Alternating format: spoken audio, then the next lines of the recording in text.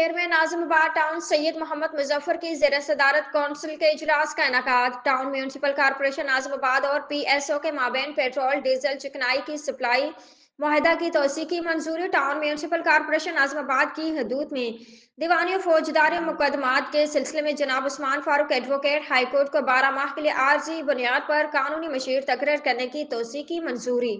खिदमत खैर के अज़्म के साथ अवाम को खिदमात की फरहमी के लिए कोशाएं। सैयद मोहम्मद मुजफ्फर चेयरमैन आजमाबाद टाउन सैयद मोहम्मद मुजफ्फर की जेर सदारत कौंसिल के आम इजलास का इनेकाद।